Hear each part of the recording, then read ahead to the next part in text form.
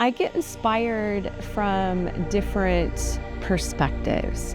Sometimes it's imagery that sparks an interest and I want to play with that, like a figurative piece, and how can I make it look like it's both inside and outside?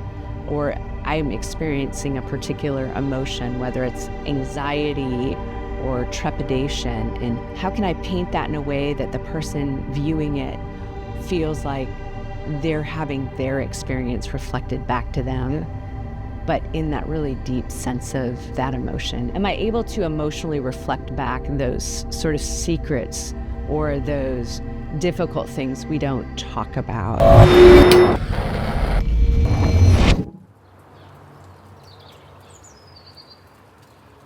I'm Kelly Williams. I'm from Portland, Oregon. I'm a painter, an artist. I'm working with large scale to small scale. I paint with multiple mediums, including encaustic painting, which is a form of ancient painting using beeswax, resin, and pigment. And I fuse that with torches and sunlight and other forms of heat. I also do psychological portraiture, kind of exploring kind of the deeper mental health issues that a lot of people are struggling with, and using oils and other mixed media techniques. I just got back from a residency in Ireland, and I'm playing with some new materials that I've brought back from that opportunity, and that's been my big exciting work lately. I was not necessarily a creative child. I didn't have a lot of exposure to the arts of any kind. My exposure to the arts came from a different angle completely. I was a social worker and working with children that were dealing with traumatized family experiences and being removed from their homes for foster care. My job was to help advocate for them and assist them in those transitions.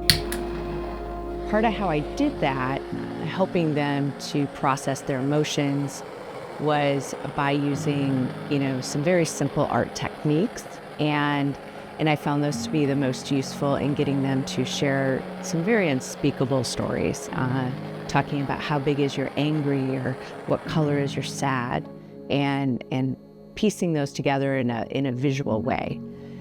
Fast forward a bunch of years, I started running up against some of my own mental health issues and found that the very things I was using with these children turned out to be immeasurably important in my own process of healing.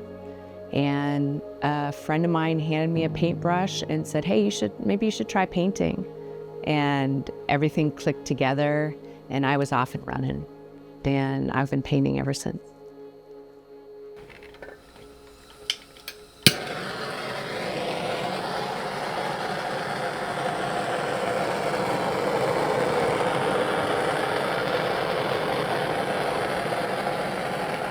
Some people refer to my work as masculine, which is interesting because I'm working with so much of the feminine topic, but I do it with muscle.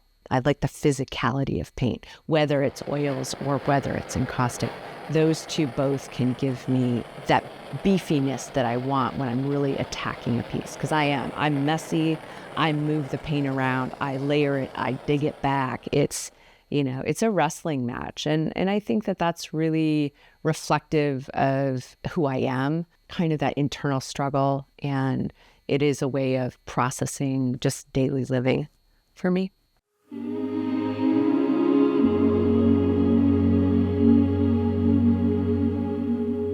My mother is currently in hospice.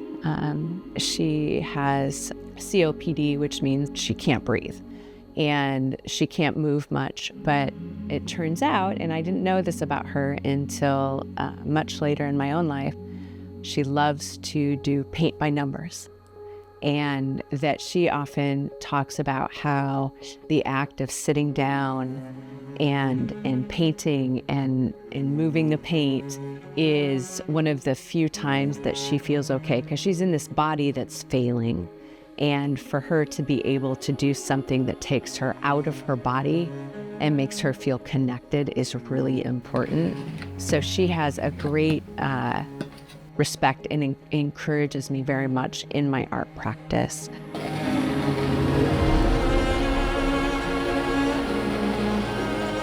as my mom is coming towards the end of her life, it is interesting to see when I walk into her space how it is covered in these paint by numbers.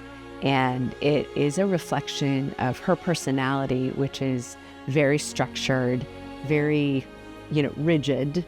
So she loves that she's told, paint this color here, paint that color there. Whereas I very much like, throwing the paint around and seeing what happens. So we're very different human beings, but I find it really interesting at the end of her life that it's painting that is also her form of connecting to herself and really connecting to God for her. You keep mentioning end of her life. Mm-hmm. And how are you dealing with that? It's complicated as things are. Our relationship has gone through a lot of different stages, and I'm really thankful that at this period in my life, I have the ability to see her not just as my mother, but as a woman that struggled through 2 very difficult abusive marriages, who had to deal with partners that were addicts, who dealt with the loss of her own mother as a child, that she has been through terrible, terrible experiences. And as a small child, I just wanted a mother, and she was just trying to survive herself, and she was a very young mom. Now, I'm in the place of caring for her in a way that I try to be truly present and compassionate, and to give her things that there's no one else on this planet that can give her the kinds of comfort just through presence and advocating for her so that she gets a safe place to live, because she wasn't necessarily in a safe place a few years ago, and trying to help facilitate getting her into better housing, assisted living, hospice, things that medically can make this stage of her life much more pleasant. And she's told me this is the happiest she's ever been because she's never felt so cared for. And so to me, that feels like that is my form of showing love for her in a way that I don't think I've known how to do most of my adult life.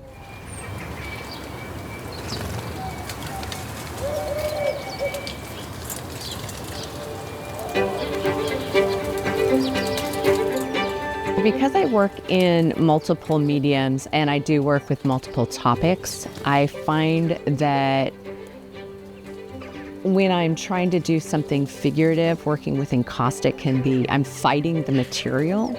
And encaustic is a super magical form of painting in the luminosity and the ability to physically dig back in through carving methods and creating very distinct kind of buried layers, so it almost feels like things are very much in the distance.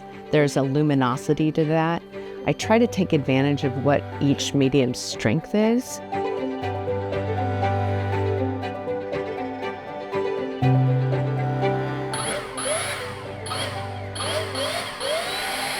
So I tend to lean into the encaustic painting more for my larger abstracts.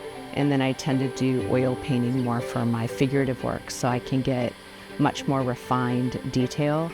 But I've found some really interesting places where I can combine the two, and both, again, not just mediums, but topics. So my figurative work is getting more and more abstracted, and my encaustic work is getting more oil into it. And so I think there's someday maybe all these things will coalesce into a style, but in the meantime, I still feel like I'm dancing around a little.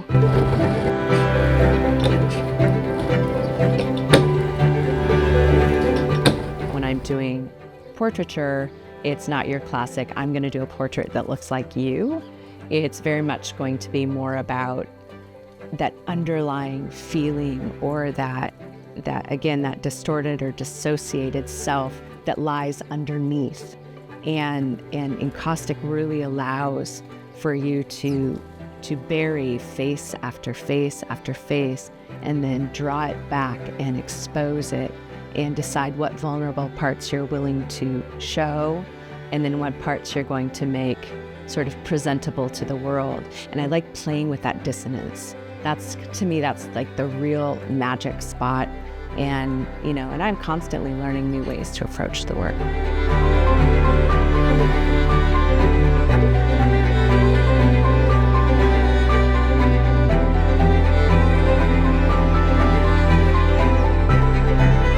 So my current body of work, I didn't know exactly how I was going to use the materials or why I was drawn to them initially. And that's often the case with art, is you get inspired by something, but you're not exactly sure what the kind of the intellectual connections are.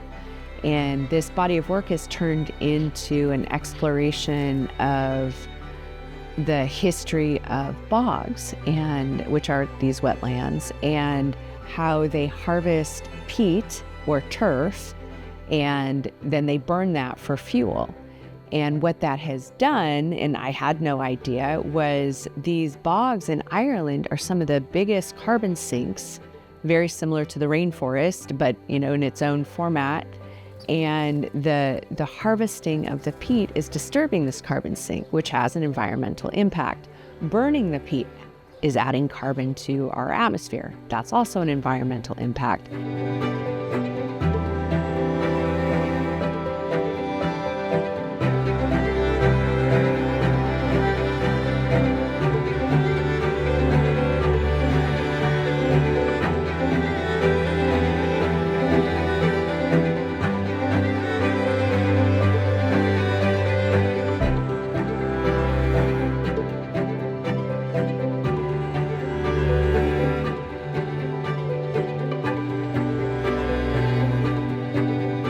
And so the visual of the art I've been making is this sense of an aerial map looking down onto these harvested bogs.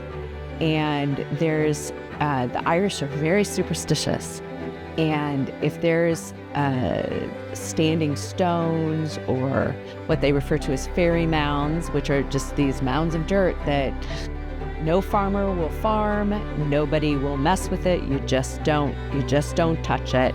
So as I started creating these abstract aerial maps, using tools that mimicked how the land looks after a peat harvest. So there are these like raking kind of imagery to these ovals and circles that are about the fairy mounds and how they harvest around those ancient sacred places, and then the standing stones. So I'm very abstractly grabbing this imagery, but also using the materials very specific to that location, and telling my own story in my own way. So it's completely unique. It's not necessarily based on a realistic photograph of anything, but it's me telling kind of in a weird way, a fairy tale on something that's a very important environmental topic.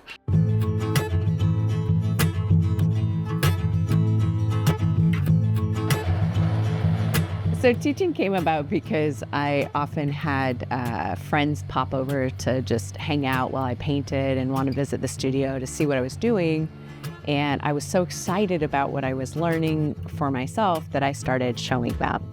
And they had so much fun, and it just sort of really naturally evolved into people asking, like, can you show me, I have a few friends, we'd love to come play in the studio. And that eventually kind of evolved into much more official classes and workshops. And over the years, I've teach primarily in caustic painting because it's a much more obscure form of painting that people want to explore, and it's very equipment heavy and materials and things. So by providing all those for my students, it allows for them to explore and experiment without having to commit to the purchase of a large, supply set. It's important you understand why you're making your work, and stay clear on that, because our society will try to push you into a path of monetizing everything you do.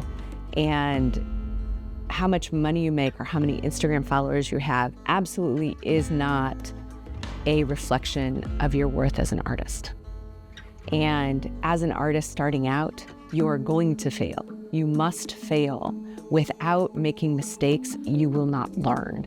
Keep painting because you need to have at least 100 really terrible paintings before you get anything worth even looking at. An artist takes risks, an artist makes mistakes, an artist is in a constant state of learning and exploration.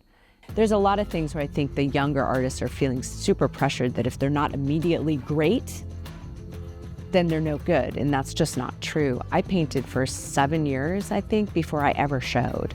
If you make 20 pieces of art and then try to go out and have a show, I think it's super premature. So I think expectations and intentions are really important questions to ask.